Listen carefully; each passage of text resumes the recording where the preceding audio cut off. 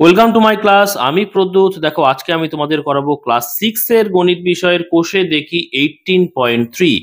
আজকে 18.3 করাবো। দেখো 1 2 3 4 5 6 এবং 7 নম্বর দাগ পর্যন্ত প্রত্যেকটা অঙ্ক আমি খুব সহজ করে বুঝিয়ে দেওয়ার চেষ্টা করব। তোমরা শেষ পর্যন্ত ভিডিওতে সঙ্গে থাকো, আশা করি বুঝতে পারবে। তো দেখো এর আগের ভিডিওতে কিন্তু আমি 8 নম্বর দাগের সমস্ত অঙ্কগুলো করে দিয়েছি। প্রথম ভিডিওতে কিন্তু 8 নম্বর দাগের অঙ্কগুলো করেছি, যাতে করে এখানে দেখো ভাগ পদ্ধতিতে নিচের সংখ্যার বর্গমূল খুঁজি।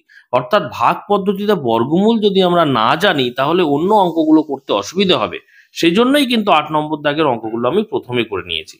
ঠিক আছে, তোমরা যারা দেখোনি প্রথম ভিডিও সেটা অবশ্যই দেখে নাও। ডেসক্রিপশন বক্সে প্লেলিস্টের লিংক রয়েছে, বা এই ভিডিও শেষে এন্ড স্ক্রিন আসবে, সেখানেও লিংক থাকবে, সেখান থেকে দেখে নিতে পারবে। সেই ভিডিওটা দেখে নিলে তোমরা ভাগ পদ্ধতিতে বর্গমূলটা খুব ভালো করে বুঝতে পারবে। ঠিক আছে, সেইটা বোঝার পরে কিন্তু এই অঙ্কগুলো বুঝলে ভালো করে বুঝতে পারবে, নইলে বুঝতে অসুবিধা হবে। তাহলে আমরা আজকে শুরু করছি দেখো 1 নম্বর দাগ থেকে। তো এখানে আমরা কি করছি, বর্গমূলের অঙ্ক করছি। তো প্রথম অঙ্কটা কি বলছে ভালো করে দেখে নাও। বলছে 1000 এর নিকটতম পূর্ণবর্গ সংখ্যা খুঁজি। দেখো এখানে এই শব্দটা তোমরা ভালো করে বোঝো যে নিকটতম, নিকটতম মানে কি? নিকটতম মানে কাছাকাছি। আর পূর্ণবর্গ সংখ্যা মানে কি? পূর্ণবর্গ সংখ্যা মানে, একটু বোঝার চেষ্টা করো, পূর্ণবর্গ সংখ্যা হচ্ছে সেই সংখ্যা, একটা উদাহরণের সাহায্যে বোঝাই। ধরো 2 একটা সংখ্যা, তাকে সেই একই সংখ্যা অর্থাৎ আর একটা 2 যদি দিয়ে গুণ করি তাহলে কি সংখ্যা পাবো বলতো? সংখ্যা পাবো 4, তাই না? তাহলে কোন সংখ্যা, এখানে 2 কে আমি গুণ করেছি, কোন সংখ্যাকে সেই একই সংখ্যা দিয়ে যদি আমরা গুণ করি, যে গুণফল পাই তাকে প্রথম সংখ্যার কি বলে বলতো? তাকে প্রথম সংখ্যার বর্গ বলে। বুঝতে পেরেছ? এই যে বর্গ বলছে, অর্থাৎ এই 4 কে আমরা কি লিখতে পারি? যেহেতু 2 কে 2 বার গুণ করে 4 পেয়েছি, তাহলে এই 4 কে আমরা কি লিখতে পারি? 2 এর স্কয়ার লিখতে পারি। দেখো 2 এর মাথায় একটা 2 লিখেছি না? এই যে 2 লিখেছি, এইটা কিন্তু আমরা বর্গের জন্য লিখি। বুঝতে পেরেছো? মাথায় যখন আমরা 2 লিখি সেটা হচ্ছে বর্গ বোঝায়। তাহলে যেহেতু 4 কে 2 এর স্কয়ার আকারে লিখতে পারছি, সেজন্য 4 কিন্তু একটা পূর্ণবর্গ সংখ্যা। বা এই 2 এর স্কয়ার, অর্থাৎ কোন সংখ্যার মাথায় যদি আমরা এরকম 2 লিখতে পারি, তাহলে সেই সংখ্যাকেও কিন্তু আমরা একটা পূর্ণবর্গ সংখ্যা বলতে পারি। পূর্ণবর্গ মানে তাহলে কি দাঁড়ালো?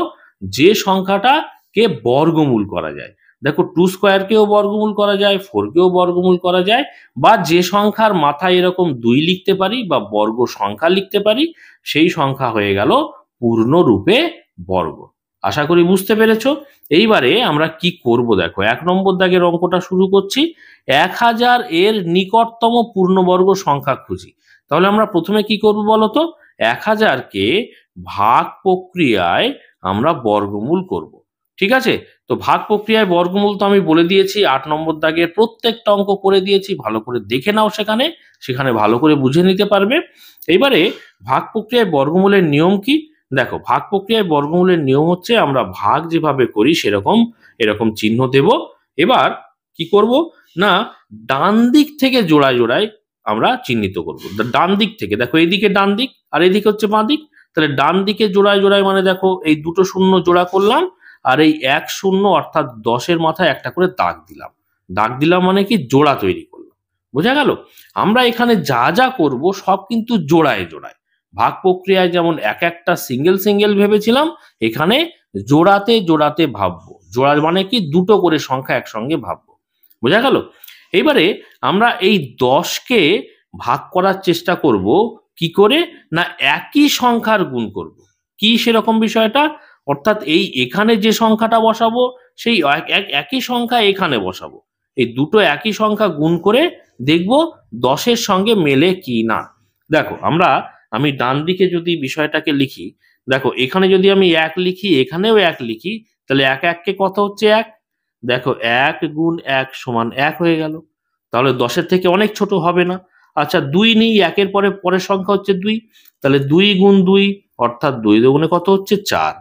তাও দেখো 10-এর থেকে অনেক ছোট হয়ে যাচ্ছে। এবার দেখো 3 নিই, তাহলে 2-এর থেকে পরের সংখ্যা 3, তাহলে 3 3-এ কত? 9। 9 তো 10-এর কাছাকাছি গেল। দেখি তিনের পরের সংখ্যাটা নিই 4, তাহলে 4 গুণ 4 দেখো কত হচ্ছে, 4 4 কত হচ্ছে 16। 16 সংখ্যাটা 10-এর থেকে অনেক বড় হয়ে যাচ্ছে, তাহলে আমরা কোন সংখ্যাটা নেব, 3 গুণ 3। তাহলে আমরা এই জায়গায় যদি 3 লিখি, এই জায়গায়ও 3 লিখবো ভাগফলের জায়গায়, আর দুটো গুণ করে 10-এর নিচে লিখবো। বুঝতে পেরেছো এই বিষয়টা? তাহলে 3 3 কত হচ্ছে, 3 3 9 হচ্ছে।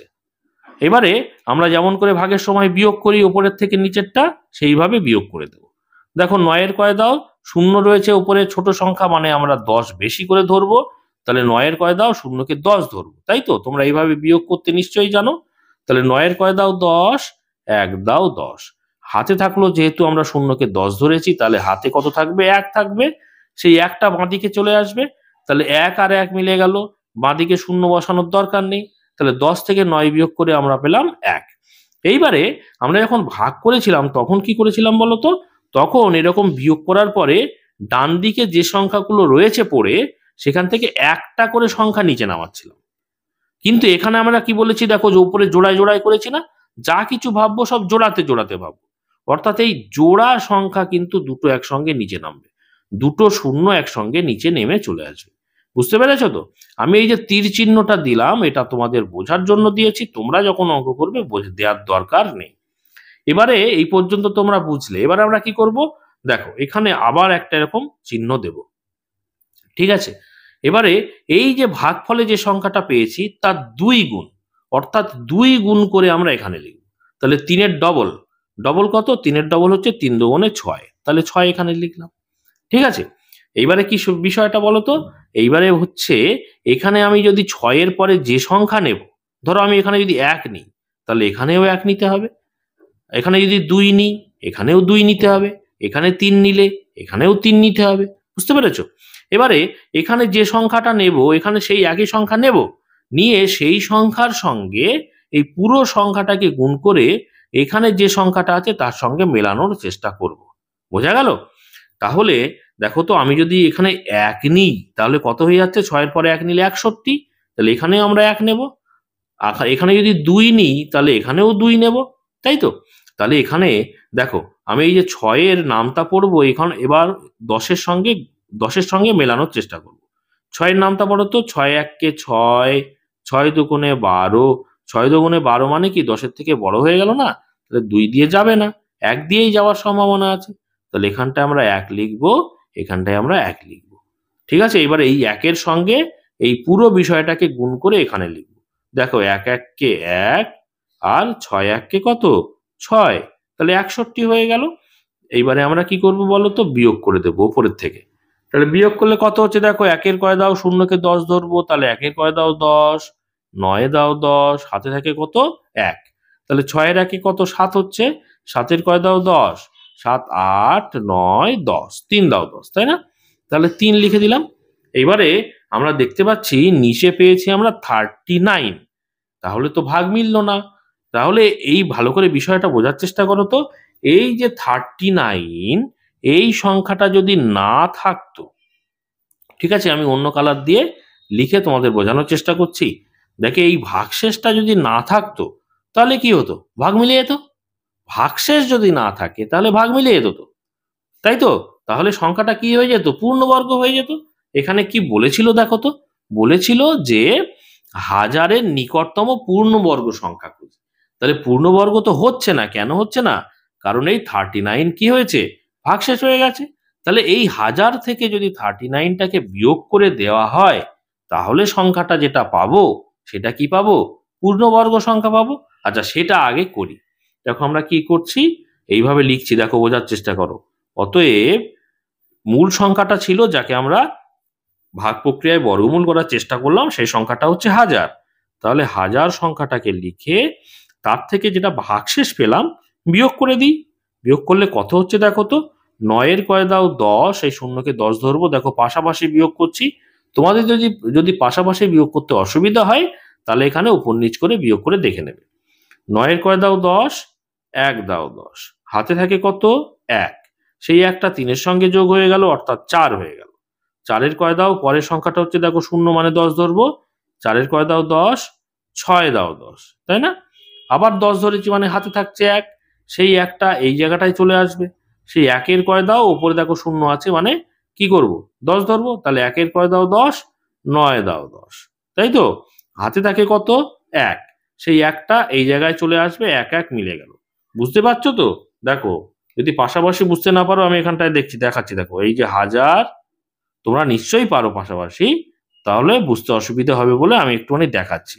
9 কয় দাও 10, 1 দাও 10, হাতে থাকে 1, সেই একটা 3-এর সঙ্গে যোগ হচ্ছে 4, 4-এর কয় দাও 10, 6 দাও 10, হাতে থাকে 1, একটা এখানটায় চলে আসবে, 1-এর কয় দাও, শূন্যকে 10 ধরবো, 1-এর কয় দাও 10, মানে 9 দাও 10, হাতে থাকে 1, 1 1 মিলে গেল শূন্য, তাহলে 961 পাচ্ছি, তাই না? এই যে 961 সংখ্যাটা পেলাম, এটা কি পেলাম বলো দেখি? এটা কিন্তু একটা পূর্ণবর্গ সংখ্যা পেলাম। কেন পূর্ণবর্গ সংখ্যা? কারণ এই সংখ্যাটাকে কিন্তু আমরা এবারে বর্গমূল করতে পারবো। পূর্ণবর্গ সংখ্যা কাকে বলছিলাম? না, যে সংখ্যাটাকে আমরা বর্গমূল করতে পারি বা যে সংখ্যার মাথায় এরকম বর্গ চিহ্ন লিখতে পারি, সেই সংখ্যাগুলোই কিন্তু পূর্ণবর্গ। এর আগেই আমি বুঝিয়েছি। তাহলে যেহেতু বর্গ বর্গমূল করতে গিয়ে ভাগশেষটাকে আমি বাদ দিয়েছি, সেই জন্য যে সংখ্যাটা পেলাম সেটা হলো পূর্ণবর্গ সংখ্যা, তাই তো? এই যে পূর্ণবর্গ সংখ্যা পেলাম, এই সংখ্যা তো বর্গমূল পাবো, সেই বর্গমূলটা কত? সেই বর্গমূলটা হচ্ছে 31, তাই তো? তাহলে আমরা 961 সমান লিখতে পারি, দেখো 31 তার স্কোয়ার লিখতে পারি না? ভালো করে বোঝার চেষ্টা করো। 31-এর স্কোয়ার লিখতে পারি, কারণ 31-কে 2 বার গুণ করলেই 961 পাবো। সেটা তো আমরা এখানে দেখেই বুঝতে পারছি। বুঝতে পেরেছি? এই ভাগশেষটা যদি আমি না থাকে, তাহলে 31 বর্গমূল হয়ে যেত। সেই সংখ্যাটা কত? না 1000 থেকে 39 বিয়োগ করে আমরা পাচ্ছি 961, তাই না? তাহলে আমরা লিখতে পারি 31 স্কোয়ার বা 961 একটি পূর্ণ বর্গ সংখ্যা, তাই না? তাহলে এটা পেলাম। আচ্ছা, ডান দিকটাকে আমি রাফটাকে আলাদা করে দিই, তোমাদের বুঝতে অসুবিধা হবে না হলে। আচ্ছা, এটা বুঝতে পেরেছো নিশ্চয়ই? এবারে আমাকে এখানে বলেছিল কি হাজারের নিকটতম, ঠিক আছে? আমাকে বলেনি কোন সংখ্যা বিয়োগ করলে পূর্ণবর্গ সংখ্যা হবে সংখ্যাটা। তাহলে বিয়োগ করলে সেই সংখ্যাটা কিন্তু 961 হতো, কিন্তু হাজারের কাছাকাছি, মানে সেটা 1000 থেকে বেশি হতে পারে, আবার 1000 থেকে কমও হতে পারে। তাহলে 1000 থেকে কম পেলাম 961, যেটা নাকি পূর্ণবর্গ। তাহলে 1000 থেকে বেশি সেটা দেখি। তাহলে 31-এর বর্গ পেয়েছি আমরা 961, তাহলে 31-এর পরের সংখ্যা কত? 32, তার বর্গ কত দেখি? তাহলে লিখছি, দেখো বোঝার চেষ্টা করো। অতএব পরের পূর্ণবর্গ সংখ্যা, পরের পূর্ণবর্গ সংখ্যা হলো, পরের পূর্ণবর্গ সংখ্যা কত বলো? 31-এর পরের পূর্ণবর্গ সংখ্যা, মানে 31-এর স্কোয়ার পেয়েছি 961, তাহলে 31-এর পরের সংখ্যা কত? 32, তাহলে 32 তার স্কোয়ার করলাম। ঠিক আছে, এটাকে বুঝতে অসুবিধা হলে ব্র্যাকেট দিয়ে দিচ্ছি। দেখো 32-এর স্কোয়ার করলাম, 32-এর স্কোয়ার মানে কি? 32-কে 2 বার গুণ। দেখো 32-কে যদি আমরা 2 বার গুণ করি, 32 আর 32, আমি আলাদা কালার দিয়ে রাফগুলো করছি তোমাদের বুঝতে অসুবিধে যাতে না হয়।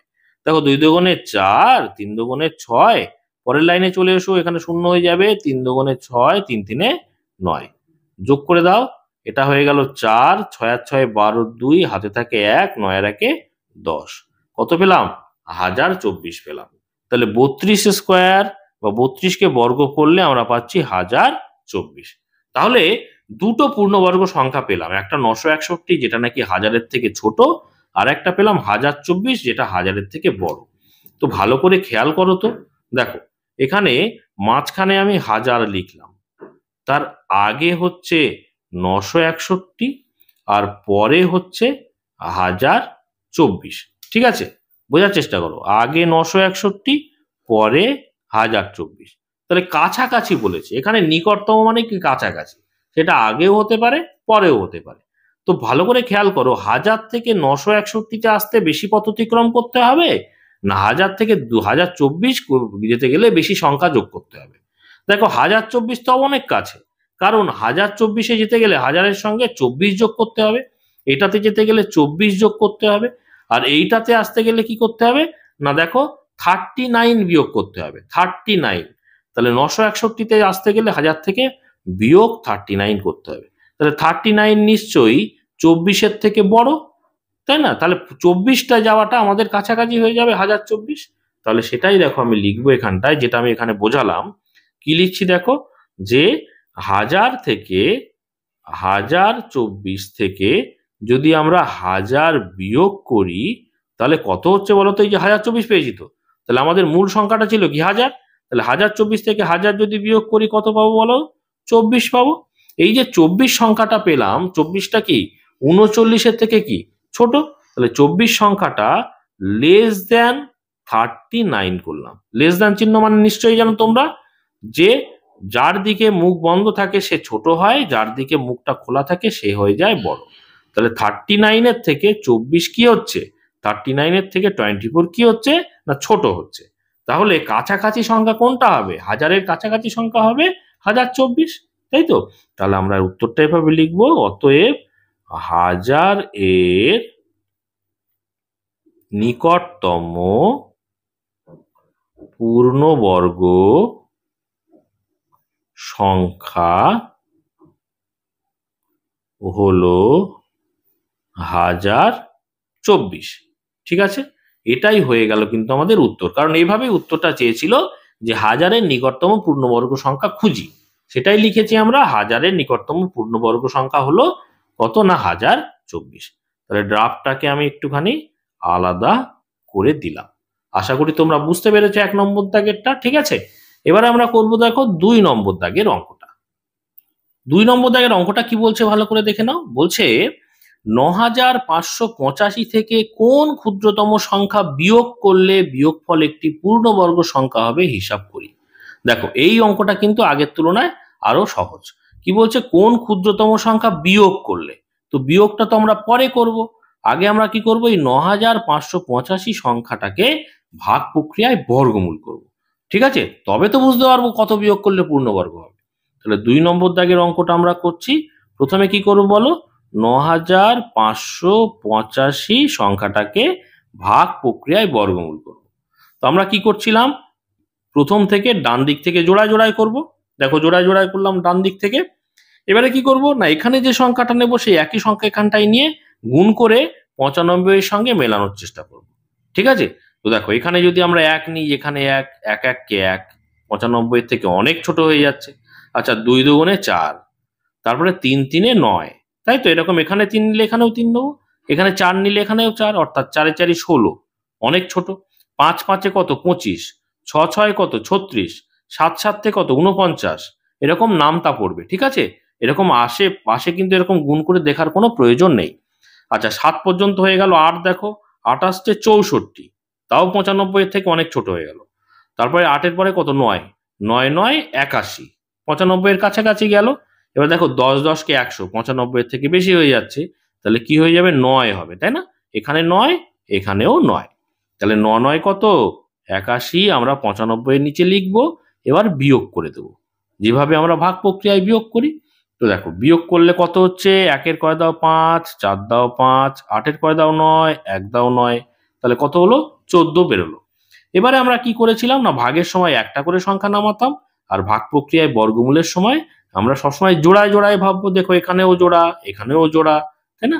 তাহলে 8 আর 5 অর্থাৎ 85 সংখ্যাটা পুরোপুরি নিচে নেমে চলে আসবে। ঠিক আছে, এবারে কি করছিলাম, এখানে একটা ভাগ চিহ্ন দিয়ে এরকম এই জায়গাটার থেকে যা আছে তার ডবল অর্থাৎ 2 গুণ এখানে লিখবো। তাহলে 9-এর ডবল কত? 9-এর ডবল বা 2 গুণ হচ্ছে 9 দুগুণে 18। ঠিক আছে, এই পর্যন্ত আমরা বুঝলাম। এবার আমরা কি করছিলাম না, এখানে যে সংখ্যাটা নেব, 18-এর পরে যে সংখ্যাটা নেব, সেই সংখ্যাটা কিন্তু আমরা এখানেও বসাবো এবং সেই সংখ্যার সঙ্গে পুরো বিষয়টাকে গুণ করে আমরা এখানে মেলানোর চেষ্টা করব। ঠিক আছে, তো দেখো কত দিয়ে আমরা গুণ করব সেইটা বোঝাটা কিন্তু খুব ভাইটাল বিষয়। ভালো করে বোঝার চেষ্টা করো এই জায়গাটা। দেখো 18 মানে কি? 18 নামতা পড়াটা তোমাদের কাছে একটু কঠিন মনে হতে পারে, খটোমটো হতে পারে। তাহলে আমি কি করে বুঝতে হবে একটু বোঝার চেষ্টা করো। 18 একদম 20-র কাছাকাছি না? 18-কে 2 দিয়ে যদি যোগ করে দিই তাহলে কি হয়ে যাবে? 20 হয়ে যাবে। তাহলে 18-কে মনে মনে 20 ভাবো। তাহলে 18-কে যদি মনে মনে 20 ভাবো, তাহলে এই একের জায়গাটায় কি হয়ে যাবে? 18-কে যদি মনে মনে ধরো 20 ভাবছো, আমি একটু ছোট করে বোঝানোর চেষ্টা করছি আলাদা কালার দিয়ে। তাহলে 20 যদি ভাবি, তাহলে এই একের জায়গাটায় কি হয়ে যাবে, একের জায়গাটায় হয়ে যাবে 2, তাই তো? তাহলে 2 এর নামটা পড়ো আর এই 14 সঙ্গে মেলানোর চেষ্টা করো। ঠিক আছে, দেখো 2 এর নামটা পড়ো। তাহলে 2 এর নামটা প্রথমে তো এক সংখ্যা আছে, 2 এর থেকে একটা ছোট, তাহলে ডবল সংখ্যা নিয়ে নাও, অর্থাৎ 14 নিয়ে নাও, 14কে মেলানোর চেষ্টা করো। দেখো 2 দুগুণে 4, 3 দুগুণে 6, 4 দুগুণে 8, 5 দুগুণে 10, 6 দুগুণে 12, 7 দুগুণে 14। দেখো 7 দুগুণে 14, 14 সঙ্গে মিলছে না, তাহলে অবশ্যই 7 দিয়ে যাওয়ার সম্ভাবনা বেশি। ঠিক আছে, অর্থাৎ আমরা এইরকম যদি বিষয়টা আসে, আমরা কাছাকাছি সংখ্যা আসে পরের সংখ্যাটা ধরে নেব। ঠিক আছে, তাহলে 18কে 20 ধরে আমরা বুঝলাম যে 7 দিয়ে যাওয়ার সম্ভাবনা আছে, তো আমরা এখানটায় 7 লিখবো। ঠিক আছে, এখানে 7 লেখা মানে কত, এখানেও 7 লেখা, তাই না? তাহলে দেখো 7 7 এখানে সরাসরি আমরা এর সঙ্গে গুণ করতে নিশ্চয়ই পারবো। দেখো এই 7-এর সঙ্গে আমরা এই পুরো বিষয়টাকে গুণ করব। 7 7 49, 49-এর 9, 49 মানে হাতে থাকছে কত বলো? দেখো আমি অন্য কালার দিয়ে লিখছি, হাতে থাকছে 4। এবারে কি হচ্ছে দেখো, এই 27 কত, 7-এর সঙ্গে 8 গুণ করলে 27টা 56, 56 আর 4-এ কত, 57, 58, 59, 60। তাহলে 60-এর শূন্য হয়ে যাবে এখানটায়, 60-এর শূন্য হাতে থাকে কত বলো, এই 4টা হয়ে যাবে 6, তাই তো? হাতে থাকে 6, 60-এর শূন্য বসলো, হাতে থাকে 6। এবারে এই 1-এর সঙ্গে 7 গুণ করবো, 7 1-কে 7 আর 6-এ কত, 8 9 10 11 12 13, তাই তো? তাহলে এখানটায় আমরা কত লিখবো বলো, 13। ঠিক আছে, এবারে তোমরা 8 দিয়ে গুণ করে দেখে নিতে পারো, 8 দিয়ে গুণ করলে কিন্তু 1485-র বেশি হয়ে যাবে। এবারে উপরের সংখ্যার সঙ্গে নিচের সংখ্যাটা বিয়োগ করব, দেখো তো কত হয়। 9-এর কয় দাও 5, যেহেতু ছোট সংখ্যা আমরা 15 ধরে নেব, অর্থাৎ 10 যোগ করে ধরে নেব 15। তাহলে 9-এর কয় দাও 15, 10 11 12 13 14 15, 6 দাও 15, তাহলে 6 দাও 15। বিয়োগ তো তোমরা নিশ্চয়ই জানো, তাও আমি বোঝানোর চেষ্টা করছি। আচ্ছা 15 ধরেছি বলে আমরা হাতে থাকছে 1, এই জায়গাটায় চলে আসবে 1, 1-এর কয় দাও 8, 7 দাও 8, তাই না? আচ্ছা 3-এর কয় দাও 4, 1 দাও 4। এই 1 আর 1 মিলে গেল, তাহলে কিচ্ছু লেখার দরকার নেই। তাহলে আমরা কত পেলাম ভাগশেষ বলো তো? ভাগশেষ পেলাম 176। এই 176 সংখ্যাটা যদি না থাকতো, ধরো এখানটায় নেই, তার মানে কি ভাগ মিলে গেছিল, তাই তো? ভাগ প্রক্রিয়া মিলে গেছিল, ভাগ প্রক্রিয়ায় বর্গমূল কমপ্লিট হয়ে গেছিল। তখন আমাদের বর্গমূল কত হতো? তখন আমাদের বর্গমূল হয়ে যেত 97। কিন্তু এই 176টা তো রয়েছে, তার মানে আমাদের যদি 176টা বিয়োগ করে দিই, তাহলে এই সংখ্যা থেকে বিয়োগ করে দিই, তাহলে যে সংখ্যাটা পাবো সেটা পূর্ণবর্গ সংখ্যা পাবো। কারণ পূর্ণবর্গ সংখ্যা মানে আমরা জানি সেই সংখ্যাকে বর্গমূল করা যায়, তখন আমাদের বর্গমূল 97 হতো। ঠিক আছে, তাহলে দেখো এখানে আমরা কিভাবে লিখছি। দেখো আমরা অতএব এখানে যে জানতেই চেয়েছিল যে 9585 থেকে কোন ক্ষুদ্রতম সংখ্যা বিয়োগ করলে দেখেছো? তাহলে বিয়োগ কোনটা করবো, 176। তাহলে এখানটায় উত্তর এইভাবে লিখছি, অতএব 9585 হচ্ছে দেখো মূল সংখ্যা, তার থেকে বিয়োগ করব 176কে। তাহলে কত পাচ্ছি দেখো তো, যদি এরকম পাশাপাশি অসুবিধা হয় এখানে করে নেবে বিয়োগটা। দেখো 6-এর কয় দাও 15, আমি পাশাপাশি করছি। 6-এর কয় দাও 5, যেহেতু 6-এর থেকে ছোট 15 ধরবো। তাহলে 6-এর কয় দাও 15, 7 8 9 10 11 12 13 14 15, দেখো 9 দাগ। তাহলে 9 দাও 15, হাতে থাকছে 1, 7 আর 1-এ 8 হয়ে যাচ্ছে, 8-এর কয় দাও 8, 8 8 মিলে গেল, তাহলে 0 হয়ে গেল, তাই তো? এবারে 8 8 মিলে গেল, 0 হয়ে গেল। দেখো 1-এর কয় দাও 5, 4 দাও 5 হলো, তাই না? আচ্ছা আর 9 করতে 9 নেমে গেল, তাহলে 9409। তা এই যে সংখ্যাটা পেলাম, এটা কিন্তু একটা পূর্ণবর্গ সংখ্যা পেলাম, যেটা নাকি 97 তার বর্গমূল, তাই তো? তাহলে এই সংখ্যাটা পেলাম যেটা নাকি পূর্ণবর্গ সংখ্যা, সেজন্য লিখছি একটি পূর্ণ বর্গ সংখ্যা। ঠিক আছে, অতএব তাহলে এই সংখ্যা থেকে 9585 থেকে কত সংখ্যা বিয়োগ করলে পূর্ণবর্গ হবে বলো, 176। তাহলে লিখবো অতএব 9585 থেকে, এইভাবেই কিন্তু উত্তরটা এখানে চেয়েছে কোন ক্ষুদ্রতম সংখ্যা বিয়োগ করলে। তাহলে কোণের জায়গায় সংখ্যাটা লিখছি 9500 থেকে 176 সংখ্যা বিয়োগ করলে বিয়োগফল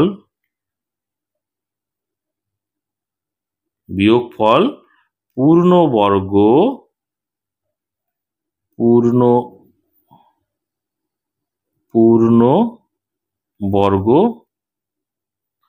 সংখ্যা হবে। ঠিক আছে, সংখ্যা হবে। এইটা হয়ে গেল উত্তর। এইভাবেই কিন্তু উত্তরটা চেয়েছিল এখানে। ঠিক আছে, আশা করি বুঝতে পেরেছো। দেখো, খুবই ছোট্ট একটুখানি অঙ্ক, আমি বোঝানোর জন্য একটু ডিটেলসে ছোট ছোট করে বোঝানোর চেষ্টা করছি। ঠিক আছে, এইবারে দেখো আমরা 3 নম্বর দাগের অঙ্কটা করে ফেলবো। কি বলছে দেখো আগে, যে 5320 এর সাথে কোন ক্ষুদ্রতম সংখ্যা যোগ করলে, দেখো আগের সংখ্যাটা বিয়োগ করলে ছিল, এখানে যোগ করলে আছে। খুবই ছোট ছোট সহজ অঙ্ক। দেখো, যোগ করলে যোগফল পূর্ণবর্গ সংখ্যা হবে হিসাব করে। ঠিক আছে, তাহলে কত যোগ করব বিয়োগ করব সেটা আমরা পরে দেখব। আগে কি করব, যে সংখ্যাটা দিয়েছে সেই সংখ্যাকে আগে ভাগ প্রক্রিয়ায় বর্গমূল করার চেষ্টা করব, তবেই বুঝতে পারবো কত বিয়োগ করতে হবে, কত যোগ করতে হবে। তাহলে আমরা 3 নম্বর দাগের অঙ্কটা, দেখো 3 নম্বর দাগের অঙ্কটাকে প্রথমে কোন সংখ্যাটাকে বর্গমূল করার চেষ্টা করব, 5320, তাই তো? তাহলে দেখো এখানে 5320 সংখ্যাটাকে ভাগ প্রক্রিয়ায় বর্গমূল করার চেষ্টা করব। ঠিক আছে, তো দেখো আমাদের প্রথম কাজ কি, ডান দিক থেকে জোড়ায় জোড়ায় করে নিলাম, দুটো মাথায় দাগ দিয়ে দিলাম। এবারে কি করব, এই যে জোড়া পেলাম প্রথমে 53 পেলাম, তাহলে 53কে এখানে যে সংখ্যা লিখবো এই একই সংখ্যা এখানে লিখে গুণ করে 53-র সঙ্গে মেলানোর চেষ্টা করব, তাই তো? তাহলে দেখো 1 1 কে 1 অনেক ছোট, 2 2 4 অনেক ছোট 53 থেকে। তাহলে 3 যদি নিই তাহলে 3 3 9, তাও হচ্ছে না। 4 4 16, তাও হচ্ছে না। 5 5 25, তাও হচ্ছে না। 6 6 36, তাও অনেক ছোট। 7 7 49, কাছাকাছি গেছে কিন্তু। 8 8টা 64, 53 থেকে বড় হয়ে গেল। তাহলে 8 8 যাবে না, 7 7 যাবে, তাই না? তাহলে এখানে 7, এখানে 7, 7 7 49, তাহলে এই জায়গাটায় 49 নিলাম। এবারে বিয়োগ করে দেবো। দেখো বিয়োগ করলে কত হচ্ছে, 9 এর কয় দাও, 3কে 13 ধরবো, 9 এর কয় দাও 13, 10 11 12 13, 4। তাহলে এখানটায় 4 লিখলাম, হাতে থাকছে 1, যেহেতু 3কে 13 ধরেছিলাম। তাহলে একটা কার সঙ্গে যোগ হবে বলো, 5-এর সঙ্গে যোগ হবে, এই 4-এর সঙ্গে যোগ হবে। তাহলে 4 আর 1 5, ওপরেও 5 আছে, 5 5 মিলে গেল, বাঁদিকে শূন্য বসানোর দরকার নেই। তাহলে 4 পেলাম। এবারে জোড়ায় জোড়ায় নামবে, মানে 20 সংখ্যাটা নিচে নেমে চলে আসবে, তাই তো? এবারে কি করছিলাম, এই 7-এর ডবল মানে 2 গুণ এখানটায় লিখবো। তাহলে 7 দুগুণে কত হচ্ছে, 7 দুগুণে 14 হচ্ছে, তাই না? এবারে এখানে 14-র পরে যে সংখ্যাটা নেব সেই একই সংখ্যা এখানে নিয়ে গুণ করে আমরা এখানে মেলানোর চেষ্টা করব, তাই তো? এবারে ভালো করে খেয়াল করো তো, এই 14-র নামটা পড়ো। 14টা তো একটু ছোটই সংখ্যা, তোমরা নামটা নিশ্চয়ই পড়তে পারবে। 14-র নামটা পড়ো আর এই 42-এর সঙ্গে মেলানোর চেষ্টা করো। 42-এর সঙ্গে দেখো, 14 1 14, 14 2 28, 3 14 42, তাই না? 3 দিয়ে গুণ করলে 42-এর সঙ্গে আমাদের কিন্তু হবে, কিন্তু 3 দিয়ে করলে না বড় হয়ে যাবে। কেন বলো তো, 14-র পরে তো আরেকটা সংখ্যা লিখবো আমরা, 3 লিখবো তো, তাহলে 3 তো বেশি হয়ে যাচ্ছে। তাহলে কিন্তু 420 যেহেতু লাস্টে শূন্য আছে, বড় হয়ে যাবে। ওই জন্য আমরা কিন্তু তার আগের সংখ্যা অর্থাৎ 2 দিয়ে দেবো। তোমরা এই বিষয়টা যদি বুঝতে অসুবিধা হয়, তোমরা আগে 3 দিয়ে গুণ করে দেখে নেবে। দেখো এখানে 14-র পরে আমরা যদি 3 দিই তাহলে 143, তার মানে এখানেও 3 দেবো, 3 দিয়ে গুণ করে একবার দেখে নাও। আমি তো বুঝতে পারছি 2 দিয়ে যাবে, কি সিস্টেমটা আমি বলে দিচ্ছি। তো তোমরা যদি না বুঝতে পারো, একবার 3 দিয়ে গুণ করে দেখবে। দেখো 3 3 9, 3 4 12, 2 হাতে 1, 3 1 3 আর 1 4, দেখো 429 হয়ে যাচ্ছে, তাই না? 429 420 থেকে বড়, তাহলে 3 দিয়ে যাবে না, 2 দিয়ে যাবে। বুঝতে পেরেছো? এই 2 দিয়ে দিলাম। দেখো 2 দুগুণে কত হচ্ছে, গুণ করে এবারে এই 2 এর সঙ্গে পুরো বিষয়টাকে গুণ করব, এই 420 নিচে বসাবো তারপরে। তাহলে 2 দুগুণে 4, 4 দুগুণে 8, আর 2 1 কে কত, 2 1 কে 2। তাহলে এখানে আমরা 2 বসিয়ে দিলাম। বিয়োগ করে দাও, কত হচ্ছে দেখো তো, 4 এর কয় দাও, 0-কে 10 ধরবো, 4 এর কয় দাও 10, 6 দাও 10, হাতে থাকে 1, 8 আর 1 9, 9 এর কয় দাও 12, 10 11 12, 3 দাও 12, 3 দাও 12, হাতে থাকে 1, যেহেতু 2-কে 12 ধরেছি, তাহলে হাতে 1 থাকলে সেই একটা 2 এর সঙ্গে যোগ হবে, অর্থাৎ 3 হয়ে যাবে 2টা। তাহলে 3 এর কয় দাও 4, 1 দাও 4। তাহলে 136 কিন্তু আমরা ভাগশেষ পেলাম। ভালো করে বোঝার চেষ্টা করো। এই 136 যদি না থাকতো তাহলে ধরো এখানে নেই, তাহলে এই পুরো সংখ্যাটা পূর্ণবর্গ হতো। কিন্তু নেই মানে কি, বিয়োগ যদি করে দিই, কিন্তু এখানে বিয়োগ করার কথা বলেনি। দেখো এখানে বলেছে কোন সংখ্যা যোগ করলে, তাই না?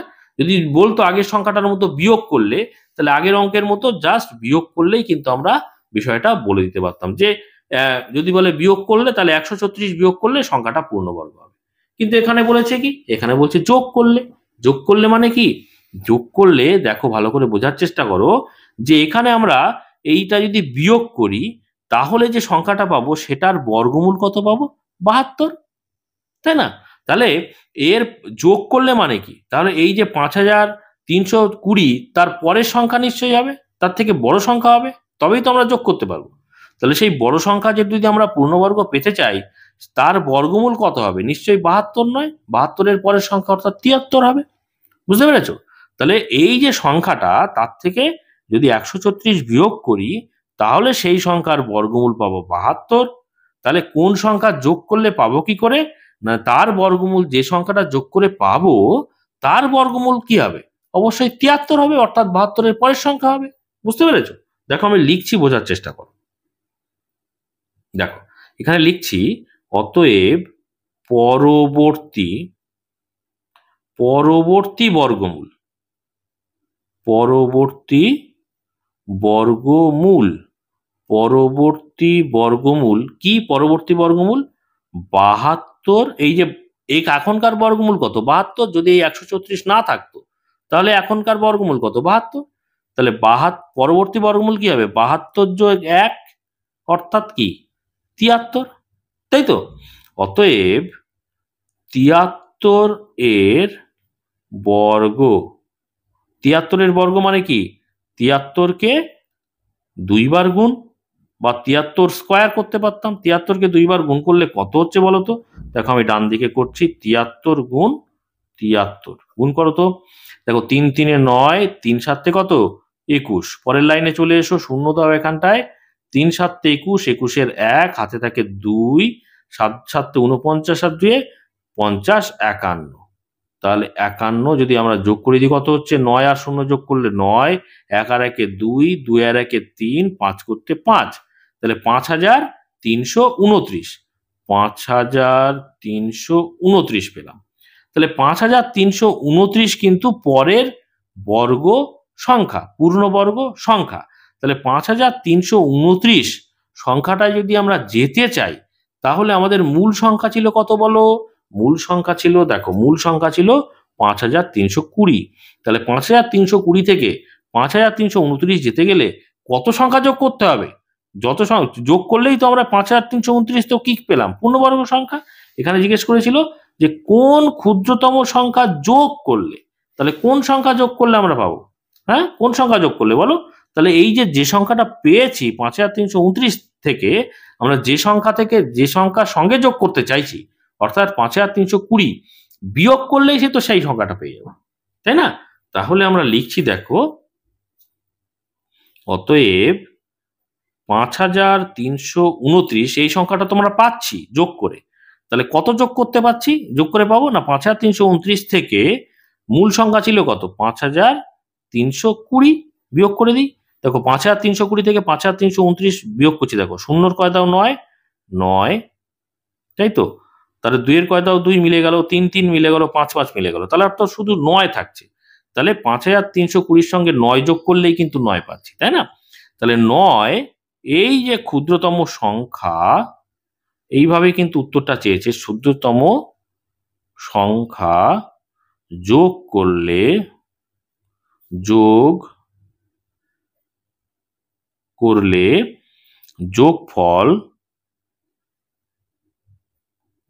যোগফল কি? পূর্ণবর্গ হবে। যোগফল পূর্ণবর্গ হবে। ঠিক আছে, এইভাবে আমরা উত্তরটা লিখে দেবো। আশা করি বুঝতে পেরেছো। পরবর্তী বর্গমূল 72-এর থেকে 1 যোগ করলে 73। তাহলে 73-এর বর্গ পাচ্ছি 5329। তাহলে 5329টা পাবো কত? মূল সংখ্যা ছিল 5320, বলছে 5320 থেকে সঙ্গে কত যোগ করলে আমরা সেই পূর্ণবর্গ সংখ্যাটা, পরবর্তী পূর্ণবর্গ সংখ্যা পাবো। তাহলে পরবর্তী পূর্ণবর্গ সংখ্যা 5329 থেকে যদি আগের সংখ্যাটা 5320 বিয়োগ করি, পাচ্ছি কত? 9 পাচ্ছি। তাহলে 9 ক্ষুদ্রতম সংখ্যা যোগ করলে যোগফল পূর্ণবর্গ হয়ে যাবে। সেই যোগফলটা কত? 5329। বুঝতে পেরেছো? আশা করি বুঝতে পেরেছো।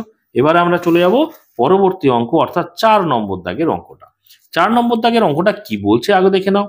বলছে শূন্য ছাড়া এমন একটি ক্ষুদ্রতম পূর্ণবর্গ সংখ্যা খুঁজি যা 15, 25, 35 ও 45 দ্বারা বিভাজ্য। দেখো এখানে একটা বিষয় তোমাদের নিশ্চয়ই জানো, যে এর আগে বুঝিয়েছিলাম লসাগু আর গসাগুর অঙ্ক যখন করিয়েছিলাম, যে সবচেয়ে ছোট বিষয়, দেখো সবচেয়ে ছোট, সবচেয়ে কম, সর্বনিম্ন, ক্ষুদ্রতম, কমপক্ষে, এই বিষয়গুলো যদি থাকে প্রশ্নে, তাহলে সেটা লসাগু হয়। লসাগু মানে কি? লঘিষ্ঠ সাধারণ গুণিতক। আর সব যদি বড় বড় বিষয় হয় তাহলে কি করতাম? গসাগু, যে সবচেয়ে বড়, সবচেয়ে বেশি, সর্বোচ্চ, বৃহত্তম। কারণ গসাগু মানে হচ্ছে গরিষ্ঠ, মানে সবচেয়ে বড়। তাহলে এখানে লসাগু মানে লঘিষ্ঠ সাধারণ গুণিতক। লঘিষ্ঠ মানে সবচেয়ে ছোট, তাহলে কমপক্ষে, ক্ষুদ্রতম, সর্বনিম্ন, এই কথাগুলো থাকবে। এখানে দেখো, এখানে বলছে শূন্য ছাড়া একটি ক্ষুদ্রতম পূর্ণবর্গ সংখ্যা খুঁজি, যেটা নাকি কি হবে? 15, 25, 35 ও 45 দ্বারা বিভাজ্য। তাহলে 15, 25, 35 এবং 45 দ্বারা বিভাজ্য সংখ্যা মানে সেই সংখ্যাটা, এমন একটা সংখ্যা পাবো, সেই সংখ্যাটা কি 15 দ্বারাও বিভাজ্য, 25 দ্বারাও বিভাজ্য, 35 দ্বারাও বিভাজ্য, 45 দ্বারাও বিভাজ্য। মানে সেই সংখ্যাটা কি হবে? সেই সংখ্যাটা হবে 15 গুণিতক, 25-এরও গুণিতক, 45-এরও গুণিতক, 45-এরও গুণিতক। মানে কি? এই দেখো গুণিতক পেয়ে গেলাম। সাধারণ গুণিতক মানে প্রত্যেকের গুণিতক, মানে কি? সাধারণ গুণিতক। এবং সেটা ক্ষুদ্রতম মানে সবচেয়ে ছোট, সবচেয়ে ছোট সাধারণ গুণিতককে আমরা লসাগু বলি, অর্থাৎ লঘিষ্ঠ সাধারণ গুণিতক বলি। দেখো আমি ডিটেলসে ভালো করে বোঝানোর চেষ্টা করছি, ছোট ছোট করে বোঝার চেষ্টা করো ভালো করে। তাহলে এই যে 15, 25, 35 এবং 45 দ্বারা বিভাজ্য সব থেকে ছোট বা ক্ষুদ্রতম সংখ্যাটা কি হবে? সেটা অবশ্যই লসাগু হবে। কার? এই সংখ্যাগুলো। সেটা বোঝার উপায় কি? না, অঙ্কে যদি ক্ষুদ্রতম সংখ্যা বের করতে দেয়, যেটা নাকি কতগুলো সংখ্যার বিভাজ্য সংখ্যা এবং সেটা ক্ষুদ্রতম, সেটা কিন্তু সেগুলোর লসাগু করতে হবে। বুঝতে পেরেছো? তাহলে দেখো 4 নম্বর দাগের আমরা প্রথমে কি করব বলো? এই যে সংখ্যাগুলো আছে 15, 25, 35 আর 45, এই সংখ্যাগুলো কি করব? লসাগু বের করব, তাই না? সিম্পল লসাগু বের করব। দেখো শেষে দেখতে পাচ্ছ 5 আছে প্রত্যেকের। আমরা জানি 5 আর 0 যদি শেষে থাকে তাহলে সেই সংখ্যাগুলো 5 দ্বারা বিভাজ্য হয় বা ভাগ করা যায়। তাহলে 5 দিয়ে ভাগ করো, 3 5 15, 5 5 25, 5 7 35, 5 9 45। এবারে দেখো এখানে 3 আছে, 9 আছে, মানে 3 দিয়ে দেবো। তাহলে 3 1 কে 3, তারপরে 5 করতে 5 থাকছে, 7 করতে 7 থাকছে, 3 3 এ 9 থাকছে, তাই না? এবারে যে সংখ্যাগুলো পেলাম এদের মধ্যে আর সাধারণ গুণনীয়ক নেই, এই পর্যন্তই ম্যাক্সিমাম তোমরা রেখে দাও। কিন্তু আমরা যখন লসাগু করেছি তার নিয়মে দেখেছি যে নিচে সবসময় সবগুলো 1 আনবো। এবার দেখো তাহলে 5 দিয়ে ভাগ করে দিই। তাহলে 1 করতে 1ই থাকছে, 5 1 এ 5 থাকছে, 7 করতে 7 থাকছে, 3 করতে 3 থাকছে। আমাদের উদ্দেশ্য কি? নিচে সব 1 আনবো। এবারে দেখো 7 দিয়ে ভাগ করে দাও। তাহলে 1 করতে 1 থাকলো, 1 করতে 1 থাকলো, 7 1 এ 7 হলো, আর 3 করতে 3 থাকলো। আর একটা 3 দিয়ে ভাগ করলে হয়ে যাবে। 1 করতে 1, 1 করতে 1, 1 করতে 1, 3 1 এ 3। তাহলে দেখতে পাচ্ছ সব নিচে 1 চলে এসছে। তাহলে লসাগু কি করে পাবো? এই বাঁ দিকের গুলো গুণ করলেই আমরা কিন্তু 15, 25, 35 এবং 45 এর লসাগু পাবো। কিন্তু আমরা লসাগু কথাটা না লিখবো না। কি লিখবো বলতো? লিখবো এইভাবে, যে এই যে সংখ্যাটা লসাগু সেটা কি? সেটা হচ্ছে 15, 25, 35 এবং 45 দ্বারা বিভাজ্য সংখ্যা। তাই না? কিরকম বিভাজ্য? না ক্ষুদ্রতম বিভাজ্য। তাহলে সেই কথাটাই কিন্তু আমি এখানটায় লসাগুর পরিবর্তে লিখছি। বোঝার চেষ্টা করো, কারণ তাহলে আমাদের এই উত্তর যেটা অঙ্কের সরাসরি চলে আসবে। দেখো আমরা লিখছি, অতএব 15, 25, কমা কমা দিয়ে লিখবে 35 ও 45 দ্বারা বিভাজ্য ক্ষুদ্রতম সংখ্যা। ঠিক আছে? এই যে কথাটা লিখলাম, এইটা মানেই কিন্তু লসাগু।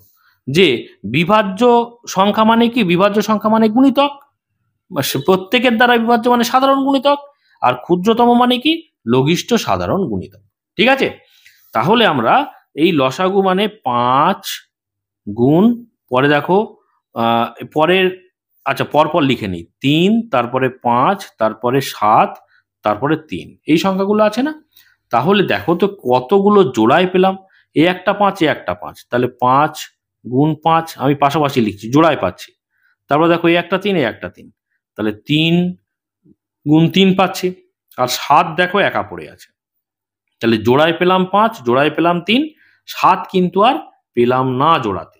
তাহলে এই সংখ্যাটা কিন্তু পূর্ণবর্গ সংখ্যা নয়। এই যে এইগুলো গুণ করলে যে সংখ্যাটা পাবো সেটা হচ্ছে লসাগু পাবো, যেটা নাকি 15, 25, 35 এবং 45 দ্বারা বিভাজ্য ক্ষুদ্রতম সংখ্যা। ভালো করে বোঝো, এইভাবেই কিন্তু এই ছকে কিন্তু এই অঙ্কগুলো হবে, ভালো করে একটু খেয়াল করো। তাহলে এখানে যদি আরেকটা 7 বাইরে থেকে আনতে পারি, তাহলেই কিন্তু যে সংখ্যাটা পাবো সেটা ক্ষুদ্রতম পূর্ণবর্গ সংখ্যা পাবো, যেটা নাকি 15, 25, 35 এবং 45 দ্বারা বিভাজ্য। কারণ জোড়াতে নেই। জোড়াতে নেই মানে কি? জোড়াতে নেই মানে 5 আর 5 একসঙ্গে গুণ করছি মানে কি? 5 স্কোয়ার মানে পূর্ণবর্গ, মাথায় বর্গ চিহ্ন আনছি মানে কি? পূর্ণবর্গ সংখ্যা হয়ে যাচ্ছে। 3 আর 3 জোড়ায় আছে মানে কি 3 স্কোয়ার লিখতে পারি, কিন্তু 7টা কিন্তু আর স্কোয়ার লিখতে পারছি না। তাহলে একটা বাইরে থেকে 7 যদি আনি তবে পূর্ণবর্গ হবে। এখানে জানতেই চেয়েছে যে শূন্য ছাড়া এমন একটি ক্ষুদ্রতম পূর্ণবর্গ সংখ্যা খুঁজি, যে ক্ষুদ্রতম পূর্ণবর্গ সংখ্যা খুঁজতে বলেছে। তাহলে পূর্ণবর্গ খুঁজতে গেলে আমাকে একটা বাইরে থেকে 7 আনতে হবে, তবে 7 স্কোয়ার লিখতে পারবো। তাহলে এখানে যে কথাগুলো লিখেছি সেই কথা মধ্যে একটা শব্দ আমি যোগ করে দেবো, যে শব্দটা কি? পূর্ণবর্গ শব্দ। দেখো আমি এখানটায় যোগ করছি, খেয়াল করো। অতএব আমরা লিখতে পারি 15, 25, 35 ও 45 দ্বারা বিভাজ্য ক্ষুদ্রতম সংখ্যা তো পেয়েছি, কিন্তু ক্ষুদ্রতম আরেকটা শব্দ যুক্ত করছি, পূর্ণবর্গ।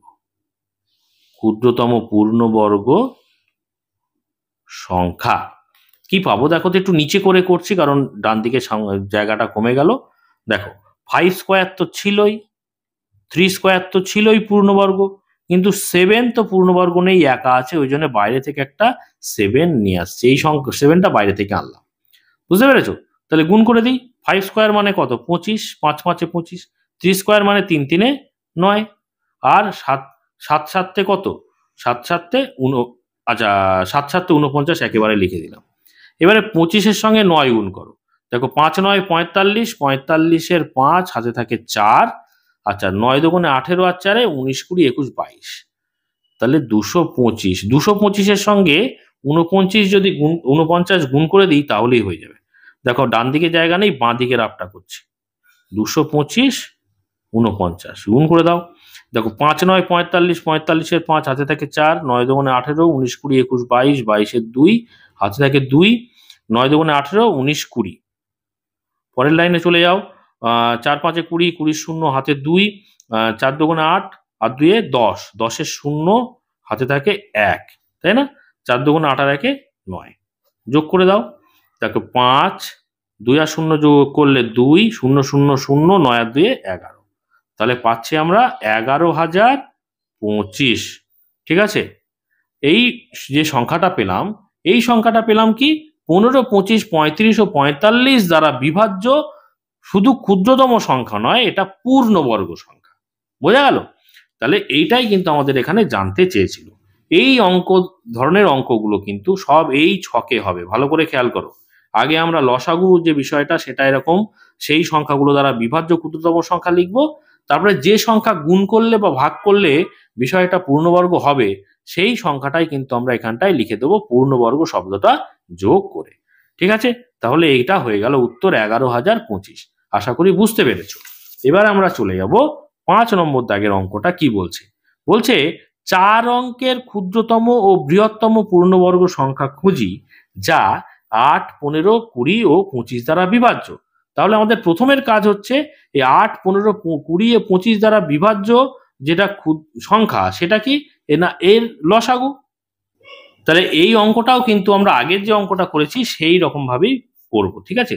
খেয়াল করো 5 নম্বর দাগের অঙ্কটা। তাহলে প্রথমে 8, 15, 20 আর 25 দ্বারা বিভাজ্য সংখ্যা বলেছে, তাই না?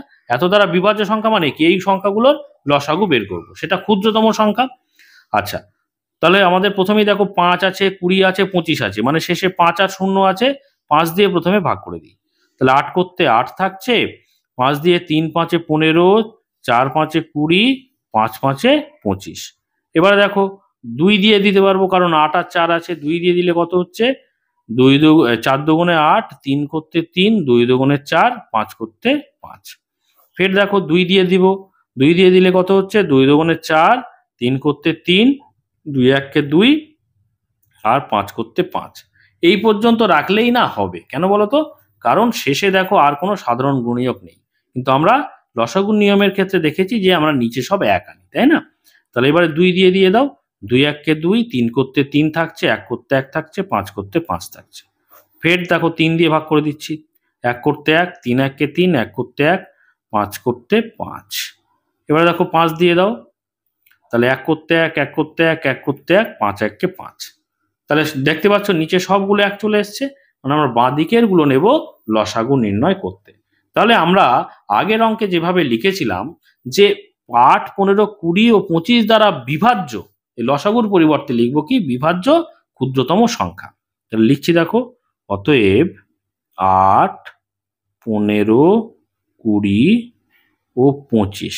দেখো এখানে এই ভাষাটা কিন্তু এখানেই আছে, দেখো 8, 15, 20 ও 25 দ্বারা বিভাজ্য ক্ষুদ্রতম সংখ্যা, ঠিক আছে?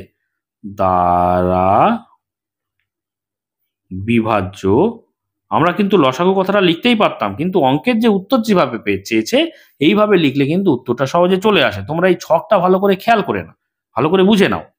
দ্বারা বিভাজ্য ক্ষুদ্রতম সংখ্যা, ক্ষুদ্রতম সংখ্যা কত না? এই বাঁ দিকের গুলো গুণ করে দিই, দেখো পরপর 5 গুণ 2 গুণ 2 গুণ 2, কটা 2 আছে? 1 2 3, তারপরে 3 গুণ আর একটা 5 আছে, তাই তো? এবারে দেখো তো কটা জোড়ায় আছে, দেখো 5 আর 5 জোড়ায় আছে না? তাহলে 5 স্কোয়ার লিখতে পারি। দেখো 2 আর 2 জোড়ায় আছে, তাহলে একটা 2 স্কোয়ার লিখতে পারি। আর একটা দেখো, তাহলে 5 আর 5 জোড়ায় পেলাম, 2 আর 2 জোড়ায় পেলাম। আর একটা 2 আর 3 কিন্তু আলাদা পড়ে আছে, 2 আর 3 আলাদা পড়ে আছে। তাহলে পূর্ণবর্গ পেতে গেলে এই যে 2 আর একটা আনতে হবে বাইরে থেকে, কারণ 2 এর জোড়া নেই। তবে আনলে তবেই তো আমরা 2 স্কোয়ার করতে পারবো। আর বাইরে থেকে একটা 3 আনতে হবে, তবেই আমরা 3 স্কোয়ার করতে পারবো। এর আগের অঙ্কেই আমরা দেখেছি, তাই না? তাহলে আমরা আরেকটা কথা যোগ করে দেবো এখানে। সেই শব্দটা কি? সেই শব্দটা হচ্ছে পূর্ণবর্গ শব্দ, ঠিক আছে? আগের অঙ্কের মতোই কিন্তু করছি, দেখো ভালো করে। অতএব আমরা লিখবো, অতএব 8, 15, 20 ও 25 দ্বারা বিভাজ্য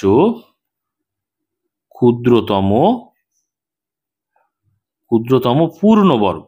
এই কথাটা নতুন আনলাম, পূর্ণবর্গ সংখ্যা, পূর্ণবর্গ সংখ্যা, ঠিক আছে? তাহলে 5 স্কোয়ার আছে, 2 স্কোয়ার আছে, তাহলে একটা বাইরে থেকে 2 আনি, 2 গুণ 2 হয়ে গেল। আর 3 এখানে আছে, তাহলে বাইরে থেকে একটা 3 এনে নিই, ঠিক আছে? জায়গা নেই বলে একটু নিচে করলাম। তাহলে কত হচ্ছে দেখো তো, 5 স্কোয়ার মানে কি? 5 5 25।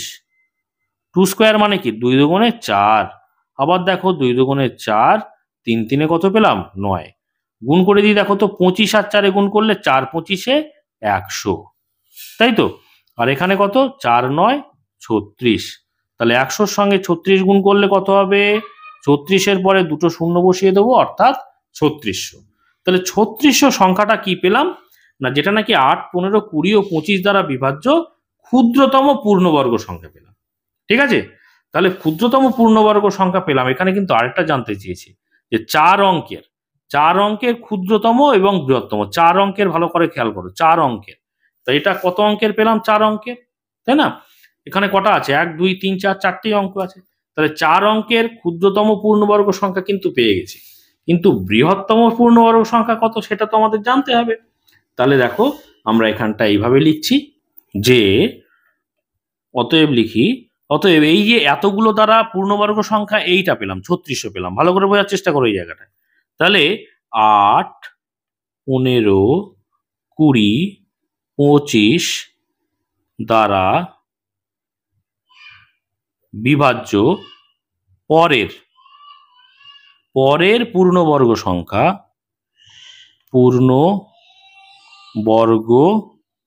পরের পূর্ণবর্গ সংখ্যা কত বলো তো? দেখো এই যে সংখ্যাটা পেলাম 3600, এটা পূর্ণবর্গ কিন্তু, তাহলে আমি লিখেছি কি পরের পূর্ণবর্গ সংখ্যা। তাহলে কোনো পূর্ণবর্গ সংখ্যাকে পূর্ণবর্গ আমি তখনই কিন্তু রাখতে পারবো যখন নাকি কোনো পূর্ণবর্গ সংখ্যা এর সঙ্গে যোগ করব। ভালো করে বুঝতে পারছো? গুণ করবো, সরি, গুণ করবো। তাহলে দেখো পূর্ণবর্গ সংখ্যা মানে কি, জোড়ায় জোড়ায় গুণ করতে হবে, সবসময় গুণ করব জোড়ায় জোড়ায়। তাহলে 3600-এর সঙ্গে যদি আমি জোড়া গুণ করি, ভালো করে খেয়াল করো, এখানটায় আমি অন্য খাতায় বোঝানোর চেষ্টা করছি। জোড়ায় জোড়ায় মানে কি, আমি এখানটায় ধরো 1-এর সঙ্গে 3600 ছিল, তার সঙ্গে গুণ করছি 1 আর 1, দুটো জোড়ায় করলাম। তো মানে দুটো জোড়া মানে কি 1 স্কোয়ার, ভালো করে বোঝার চেষ্টা করো। 3600 ইন্টু 1 1 গুণ করা মানে কি 1 স্কোয়ার, তাই তো? তাহলে গুণ করলে এক আমি যার সঙ্গেই গুণ করি সেই সংখ্যাটাই থাকে, এক আমি যার সঙ্গেই গুণ করি সেই সংখ্যাটাই থাকবে, অর্থাৎ 3600ই কিন্তু থাকবে। সুতরাং আমাদের কোনো সংখ্যার পরিবর্তন হলো না, তাহলে আমাদের 1 দিয়ে গুণ করলে হবে না। তাহলে 3600-এর সঙ্গে 1-এর পরবর্তী সংখ্যা কত, 2, তাহলে 2-কেও কি করতে হবে, জোড়ায় গুণ করতে হবে। জোড়ায় গুণ করা মানেই তো আমরা 2-কে 2 স্কোয়ার লিখতে পারবো, তাই না? তাহলে সবসময় আমরা জোড়ায় জোড়ায় গুণ করলেই তবেই পূর্ণবর্গ সংখ্যা রাখতে পারবো, তাই না? তাহলে দেখি তো 3600-এর সঙ্গে 2 দিয়ে গুণ করে, শুধু 2 একটা দিয়ে গুণ করলে তো পূর্ণবর্গ হলো না, অর্থাৎ জোড়া মানে দুটো 2 দিয়ে গুণ করতে হবে, অর্থাৎ 2 স্কোয়ার দিয়ে গুণ করতে হবে। 1 দিয়ে গুণ করলে যেহেতু 3600ই থাকছে, কোনো পরিবর্তন হচ্ছে না, ওই জন্য 1 দিয়ে আমরা গুণ করব না, ঠিক আছে? কারণ পরের সংখ্যাতে যাওয়া যাচ্ছে না। তাহলে 2 দিয়ে গুণ করলে 3600-এর সঙ্গে মানে 2 2 4, তাই না? তাহলে কত হচ্ছে দেখো তো, 4 6 24, 24-এ 4, হাতে থাকে 2, 3 4 12 আর 2 13 14, আর এই দুটো শূন্য পর পর বসিয়ে দিলাম। তাহলে 14400 এই সংখ্যাটা পেলাম কি না পরের পূর্ণবর্গ সংখ্যা। তাহলে পরের পূর্ণবর্গ সংখ্যায় কটা অঙ্ক আছে দেখো তো, 1 2 3 4 5টা অঙ্ক। তাহলে এখানে বলেছিল কি 4 অঙ্কের ক্ষুদ্রতম আর বৃহত্তম পূর্ণবর্গ সংখ্যা খুঁজি, কিন্তু এখানে তো দেখতে পাচ্ছি 5 অঙ্কের চলে এসছে সংখ্যা। তাহলে পরের পূর্ণবর্গ সংখ্যা তো নেওয়াই যাবে না, যেহেতু 5 অঙ্কের হয়ে গেছে, তাই না? তাহলে এই যে 4 অঙ্কের ক্ষুদ্রতম পূর্ণবর্গ সংখ্যা ছিল 3600, এবং 5 অঙ্কের ক্ষুদ্রতম সংখ্যাও কিন্তু বৃহত্তম সংখ্যাও, সরি, 4 অঙ্কের বৃহত্তম সংখ্যাটাও কিন্তু 3600 হবে, কারণ আমরা পরের পূর্ণবর্গ সংখ্যাতে গিয়ে দেখছি সেটা কিন্তু আর 4 অঙ্কের থাকছে না, সেটা 5 অঙ্কের হয়ে যাচ্ছে। বুঝতে পেরেছো? তাহলে ক্ষুদ্রতম পূর্ণবর্গ এবং বৃহত্তম পূর্ণবর্গ যেটা নাকি 4 অঙ্কের সংখ্যা, সেটা 3600ই হবে, ঠিক আছে? তাহলে আমরা লিখছি যে এইভাবে, যে কিন্তু আমরা দেখতে পাচ্ছি এই সংখ্যাটা 5 অঙ্কের, তাই লিখছি কিন্তু 14400 একটি 5 অঙ্কের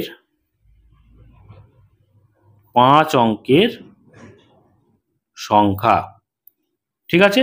5 অঙ্কের সংখ্যা। অতএব নির্ণেয়, এখানে আমাদের জানতে চেয়েছিল যেভাবে, এই এখানে যে 4 অঙ্কের ক্ষুদ্রতম বৃহত্তম পূর্ণবর্গ সংখ্যা যেটা নাকি এই সংখ্যাগুলো দ্বারা বিভাজ্য, সেইভাবেই লিখছি। অতএব নির্ণেয় 4 অঙ্কের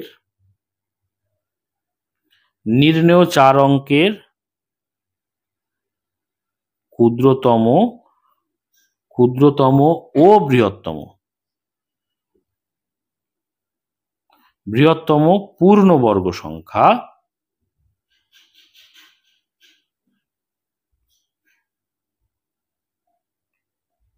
পূর্ণবর্গ সংখ্যা কত হলো কত, এই 3600ই কিন্তু হবে, সেটা ক্ষুদ্রতম একাধারে আবার বৃহত্তম, ঠিক আছে? কারণ পরের সংখ্যাটা 5 অঙ্কের হয়ে যাচ্ছে।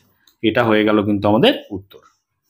এবার দেখো আমরা 6 নম্বর দাগের অঙ্কটা করব। কি বলছে দেখো, 4 অঙ্কের ক্ষুদ্রতম পূর্ণবর্গ সংখ্যা খুঁজি।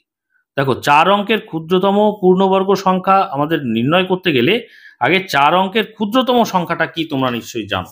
দেখো আমরা 6 নম্বর দাগের অঙ্কটা এইভাবে শুরু করব। 4 অঙ্কের ক্ষুদ্রতম সংখ্যা কত? 4 অঙ্কের ক্ষুদ্রতম সংখ্যা হচ্ছে 1-এর পরে 3টে শূন্য। মোট কটা অঙ্ক হলো? 1 2 3 4।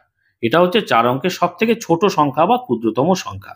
কি বলছে? 4 অঙ্কের ক্ষুদ্রতম পূর্ণবর্গ সংখ্যা। তাহলে ক্ষুদ্রতম সংখ্যাটা তো এটা পেলাম, 4 অঙ্কের পূর্ণবর্গ কিনা সেটা আমরা পরে দেখছি। আগে এই সংখ্যাটাকে ভাগ প্রক্রিয়ায় বর্গমূল করার চেষ্টা করব, তবেই বুঝতে পারবো যে 4 অঙ্কের ক্ষুদ্রতম পূর্ণবর্গ কোনটা। তাহলে বর্গমূল করার নিয়ম কি? না, ডান দিক থেকে জোড়ায় জোড়ায় করে নেব। জোড়ায় জোড়ায় করে নিলাম। এবারে আমরা বাঁ দিকে জোড়া পেলাম কত? 10। তাহলে 10কে আমরা সমান করার চেষ্টা করব এখানে যে সংখ্যা নেব এখানে সেই একই সংখ্যা নিয়ে গুণ করে, তাই না? তাহলে দেখো 1 আর 1 যদি নেই, 1 1 কে 1, 10-এর থেকে অনেক ছোট। 2 নাও, 2 দুগুণে 4, অনেক ছোট। 3 নাও, 3 3-এ 9, কাছাকাছি। 4 নাও, 4 4 16, 16 তো 10-এর থেকে বড় হয়ে যাচ্ছে, তাহলে 3 নিতে হবে। 3 3-এ 9। বুঝতে পেরেছো? বিয়োগ করে দাও। 9-এর কয় দাও? 10, শূন্যকে 10 ধরবো, 1 দাও 10। হাতে থাকে 1, 1 1 মিলে গেল 0, নেওয়ার দরকার নেই বাঁদিকে 0। তাহলে 10 থেকে 9 বিয়োগ করলে 1 থাকছে। এবারে জোড়ায় জোড়ায় নামে, তাই না? তাহলে দুটো শূন্য নিচে নেমে চলে আসবে। এবারে কি করি? না, 3-এর ডবল বা দ্বিগুণ এখানে লিখি। তাহলে 3 দুগুণে কত হবে? 6 হবে, তাই তো? এবারে কি করি? না, 6-এর নামটা পড়ো, 10-এর সঙ্গে মেলানোর চেষ্টা করো। 6 1 কে 6, 6 দুগুণে 12, 10-এর থেকে বড় হয়ে যাচ্ছে। তাহলে 2 নেওয়া যাবে না, 1 নিতে হবে। তাহলে এখানে 1 নেওয়া মানে এখানেও 1 নেওয়া। এই যে 1-এর সঙ্গে পুরো বিষয়টাকে গুণ করে এখানে লিখবো, তাই না? তাহলে 1 1 কে 1, 6 1 কে 6, মানে 61 1-এ অ্যাকচুয়ালি 61। তাহলে বিয়োগ করে দাও উপরের থেকে নিচেরটা। 1-এর কয় দাও? 0-কে 10 ধরবো। 1-এর কয় দাও? 10, 9 দাও 10। হাতে থাকে কত? হাতে থাকে 1। 6 আর 1-এ 7 হলো। 7-এর কয় দাও? 10, 0-কে 10 ধরছি যেহেতু ছোট সংখ্যা।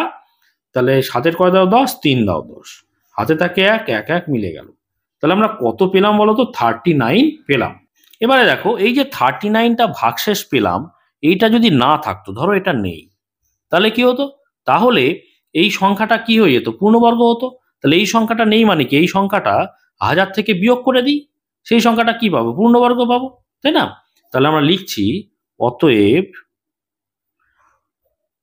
1000 সংখ্যাটা মূল সংখ্যা, 4 অঙ্কের ক্ষুদ্রতম সংখ্যা, তার থেকে যদি 39-কে বিয়োগ করে দিই, কত হচ্ছে বলো তো? 9-এর কয় দাও? 0 মানে 10 ধরবো। 9-এর কয় দাও? 10, 1 দাও 10। হাতে থাকে 1, 3 আর 1-এ 4, 4-এর কয় দাও? 10, 0-কে 10 ধরছি, 6 দাও 10। তোমরা পাশাপাশি না পারলে এখানে উপর নিচ করে বিয়োগ করবে। তাহলে 6 দাও 10 মানে হাতে 1 থাকে, তাহলে 1টা এই জায়গায় চলে আসবে। 1-এর কয় দাও? 0 মানে কি? 10 ধরবো যেহেতু ছোট সংখ্যা। তাহলে 1-এর কয় দাও? 10, 9 দাও 10। হাতে থাকে 1, দেখো 1 আর 1 মিলে গেল। তাহলে 961 পেলাম, তাই তো? তাহলে এই যে 961 পেলাম, এটা কিন্তু একটি পূর্ণবর্গ সংখ্যা।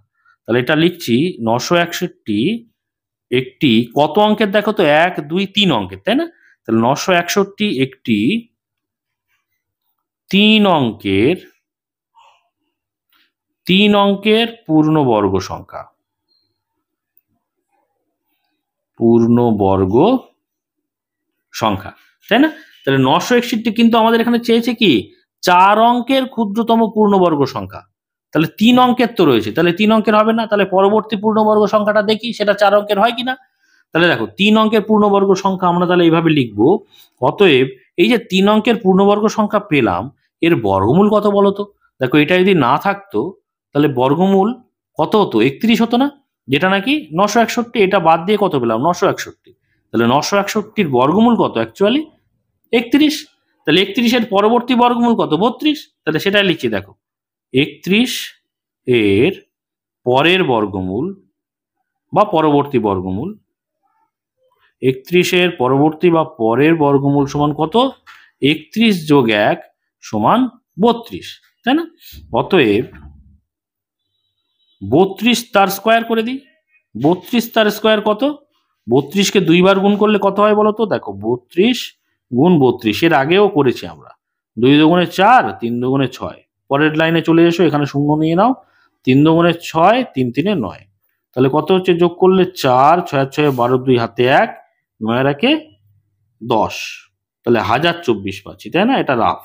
তাহলে পরের বর্গমূল 32। যাই হোক, ভিডিওটা অফ হয়ে গেছিল, তো আমরা কি করছি দেখো, 32-এর স্কোয়ার মানে কি 32 গুণ 32, তাহলে কত হচ্ছে 32 গুণ 32 গুণ করে আমরা পাচ্ছি 1024, তাই না? তাহলে আমরা 4 অঙ্কের ক্ষুদ্রতম পূর্ণবর্গ সংখ্যা কত পাচ্ছি না 1024। দেখো এটা 4 অঙ্কের, 1 2 3 4, আগেরটা কত ছিল 3 অঙ্কের, তাই না? তাহলে 4 অঙ্কের ক্ষুদ্রতম পূর্ণবর্গ সংখ্যা, যেভাবে এখানে জানতে চেয়েছিল উত্তরটা যে 4 অঙ্কের ক্ষুদ্রতম পূর্ণবর্গ সংখ্যা কত, সেটাই কিন্তু আমরা উত্তর পেয়ে গেছি কত 1024। ঠিক আছে, এবারে চলো আমরা করব 7 নম্বর দাগের অঙ্কটা। কি বলছে, 4 অঙ্কের বৃহত্তম পূর্ণবর্গ সংখ্যা খুঁজি। দেখো আগেরটা ছিল 4 অঙ্কের ক্ষুদ্রতম, এবারে 4 অঙ্কের বৃহত্তম পূর্ণবর্গ সংখ্যা। এবারে দেখো 4 অঙ্কের বৃহত্তম পূর্ণবর্গ সংখ্যা খোঁজার আগে 4 অঙ্কের বৃহত্তম সংখ্যাটা তোমরা নিশ্চয়ই জানো। দেখো আমরা এভাবে অঙ্কটা শুরু করব। দেখো আমরা 7 নম্বর দাগের অঙ্কটা করছি, তাই তো? 4 অঙ্কের বৃহত্তম সংখ্যা মানে তোমরা নিশ্চয়ই জানো 4টে 9, তাই না? কারণ কি 4 অঙ্কের বৃহত্তম সংখ্যা 4টে 9 কেন? কারণ দেখো এর সঙ্গে যদি আমরা 1 যোগ করে দিই তাহলে কত হচ্ছে দেখো, 9-এর আগে 10-এর শূন্য, হাতে থাকে 1, 1 9, এই তাহলে একটা এখানে চলে আসবে, তাহলে 9-এর আগে 10-এর শূন্য, হাতে থাকে 1, তাহলে সেই একটা এখানে চলে আসবে, 9-এর আগে 10-এর শূন্য, হাতে থাকে 1, সেই হাতে একটা কোথায় চলে আসবে এখানে, তাহলে 1 আর 9 কত 10, তাহলে দেখো 10 কত অঙ্ক সংখ্যা হয়ে যাচ্ছে দেখো 1 2 3 4 5, 1 যোগ করলেই কিন্তু 4টে 9-এর সঙ্গে আমরা পাচ্ছি 1-এর পরে 4টে শূন্য, অর্থাৎ 5 অঙ্কের সংখ্যা পাচ্ছি। ঠিক আছে, তাহলে 4 অঙ্কের বৃহত্তম সংখ্যাকে পূর্ণবর্গ সংখ্যা কত সেটা আমাদের জানতে গেলে আগে 4 অঙ্কের বৃহত্তম সংখ্যাকে আমাদের ভাগ প্রক্রিয়ায় বর্গমূল করার চেষ্টা করতে হবে।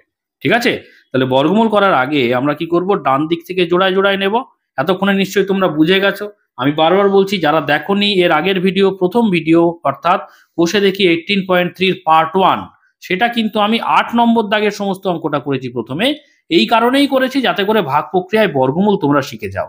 এখানে দেখো ভাগ পদ্ধতিতে বর্গমূল আছে, না শিখলে কিন্তু উপরের অঙ্কগুলো বা নিচের অঙ্কগুলো করতে পারবে না। বুঝতে পেরেছো? তাহলে আমরা প্রথমে করব ভাগ প্রক্রিয়ায় বর্গমূল। আচ্ছা, তোমরা যারা দেখোনি 8 নম্বর দাগে, সেটা কিন্তু ডেসক্রিপশন বক্সে প্লেলিস্টের লিঙ্ক আছে, বা এই ভিডিও শেষে এন্ড স্ক্রিন আসছে, সেখানেও কিন্তু তোমরা লিঙ্ক পেয়ে যাবে, দেখে নিও। ঠিক আছে, আচ্ছা এবারে চলো, তাহলে প্রথম জোড়া হচ্ছে 99। আমি কি বলেছি তোমরা ও জানো যে এখানে যে সংখ্যাটা নেব এখানেও সেই একই সংখ্যা নিয়ে গুণ করে এখানে বসাতে হবে এবং 99-এর সঙ্গে মেলানোর চেষ্টা করতে হবে, তাই তো? তাহলে দেখো এখানে যদি আমি 1 করি 1 1 কে 1, 2 করি 2 দুগুণে 4, 3 করি 3 3 9, অনেক ছোট তাই না? তাহলে 4 4 16, 5 5 25, 6 6 34, 7 7 49, তার মানে কত 8, 8 আসছে 64, তাও অনেক ছোট হয়ে যাচ্ছে। 9 9 9 81, কাছাকাছি গেছে, 10 করলে 10 10 কে 100, বেশি হয়ে যাচ্ছে 99 থেকে, তাহলে 9 দেবো। বুঝতে পেরেছো? আমি এইভাবে বারবার এক একটা সংখ্যা বসাচ্ছি কেন, যাতে তোমাদের বুঝতে সুবিধে হয়। তাহলে 9 9 81 পেলাম। ঠিক আছে, এখানে বিয়োগ করে দাও, 1-এর কয় দাও 9, 8 দাও 9, আচ্ছা 8-এর কয় দাও 9, 1 দাও 9, অর্থাৎ 18 পেলাম। এবারে আমরা কি জোড়া সংখ্যা নামাবো, অর্থাৎ 9 আর 9 ডবল এখানে নামিয়ে দেবো, এটাই নিয়ম। এবারে 9-এর ডবল কত, 9 দুগুণে 18, 18 সংখ্যাটাকে এখানটায় বসাবো, তাই তো? এবারে আমরা কি করি না, এখানে যে সংখ্যা নেব এখানে সেই একই সংখ্যা নিয়ে আমরা গুণ করে এখানে বসাই, তাই না? তাহলে এখানে 1 নিলে এখানেও 1, এখানে 2 নিলে এখানেও 2। এবারে কতবার যাবে কি করে বুঝবো বলো তো? দেখো এখানে প্রথম সংখ্যা 18, এখানেও 18, বুঝতে পারছি না, একই সংখ্যা হয়ে গেছে, তাহলে 3টে সংখ্যা নেব, 3টে 189। তাহলে 189-কে আমরা 3 মেলানোর চেষ্টা করতে পারি 18-র নামতা পড়ে, অথবা আর একটা পদ্ধতি করতে পারি। দেখো 18-র কাছাকাছি সংখ্যা কত, 18-র কাছাকাছি সংখ্যা হচ্ছে 20, তাই না? তাহলে 20, 20-র তাহলে এই যে 1-এর জায়গাটায় কি চলে এলো, 1-এর জায়গাটায় 2 চলে এলো। এইবারে 2-এর নামতা পড়ো আর এই 18-র সঙ্গে মেলাও। দেখো এইবারে কিন্তু 18 2-এর থেকে বড় হয়ে গেছে, তাই না? তাহলে 2-এর নামতা পড়ো 18-র সঙ্গে মেলাও। 2-এর নামতা পড়লে দেখো 9 দুগুণে 18 হচ্ছে, 9 হচ্ছে, তাই না? তাহলে কিন্তু 9 দিয়ে যাওয়ার সম্ভাবনা আছে, তাহলে এখানটায় আমরা 9 লিখবো, এখানেও আমরা 9 লিখবো। এইভাবে কিন্তু আমরা বুঝতে চেষ্টা করব যে কতবার যাবে। এইটা কিন্তু অত্যন্ত একটা গুরুত্বপূর্ণ বিষয়, যে কত এখানে দিলে আমরা এখানে কাছাকাছি যেতে পারবো বা সমান করতে পারবো। এইটা কিন্তু বারবার, নইলে আমরা যদি এরকম ভাবে না বোঝার চেষ্টা করি তাহলে বারবার কিন্তু এখানে গুণ করে করে করে প্রত্যেকটা দেখতে হবে, সেটা খুবই অসম্ভব ব্যাপার একটা। বুঝতে পেরেছো? তাহলে 18 নামতা পড়াটা আর এই তিনটে সংখ্যা মেলানোটা একটু কঠিন বিষয়, সেই জন্য আমি 18 পরবর্তী সংখ্যা 20, সেই জন্য সেখানে 2 আছে, 2 এর নামতা পড়ে 18 সঙ্গে মেলানোর চেষ্টা করে বোঝার চেষ্টা করলাম কতবার যাবে। ওকে, এবারে দেখো, তাহলে এই 9 এর সঙ্গে এই পুরো সংখ্যাটা 189 কে গুণ করবো আর এখানে বসাবো। তাহলে 9 9 81, 81 1, হাতে থাকে কত? হাতে থাকে 8, তাই তো? তাহলে 8 9 72 আর 8 73 74 75 76 77 78 79 80, তাই না? তাহলে 80 শূন্য, হাতে থাকে কত? 8। এবারে দেখো 9 1 কে 9 আর 8 10 11 12 13 14 15 16 17, তাহলে 17 পেলাম। বিয়োগ করে দেখি, বিয়োগ করে দেখো, 1 কয় দাও 9, 8 দাও 9, 0 কয় দাও 9, 8 দাও 9, এই 9 করতে 9, ঠিক আছে? আর 7 কয় দাও 8, 1 দাও 8, তাই তো? আর 1 1 মিলে গেল, তাহলে আমরা কত পেলাম? 198 পেলাম, তাই না? এই 198 সংখ্যাটা যদি এখানে না থাকতো, তাহলে অর্থাৎ না থাকতো মানে কি, 198 সংখ্যাটা যদি এই 9999 অর্থাৎ 4টে 9 থেকে বিয়োগ করে দিই, যে সংখ্যাটা পাবো সেটা কি হবে? পূর্ণবর্গ হবে, কারণ সেই ক্ষেত্রে কি 198 থাকতো না, তাই না? তাহলে এখানে আমরা তো বাড়াতে পারবো না, 4টে 9 থেকে 1 যোগ করলেই 5 অঙ্কের সংখ্যাতে চলে যাবো, সুতরাং আমরা পরে যেতে পারবো না, যা হবে আগে।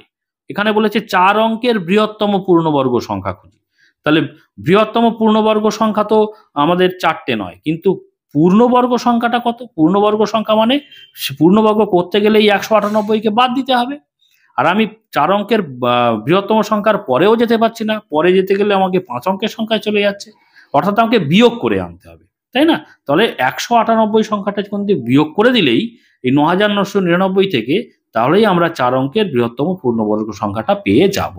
বুঝতে পেরেছো? তাহলে আমরা লিখবো এইভাবে উত্তরটা, যে অতএব 4 অঙ্কের বৃহত্তম পূর্ণবর্গ সংখ্যা,